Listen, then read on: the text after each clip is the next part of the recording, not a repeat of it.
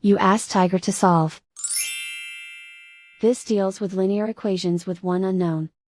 The final result is x equals -3.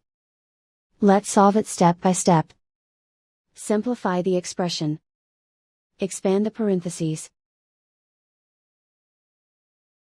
Simplify the arithmetic. Expand the parentheses. Simplify the arithmetic. Multiply the coefficients. Group all x terms on the left side of the equation. Add 18x to both sides. Group like terms. Simplify the arithmetic.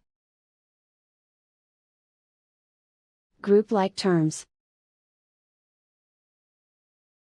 Simplify the arithmetic. Group all constants on the right side of the equation. Subtract 6 from both sides. Simplify the arithmetic.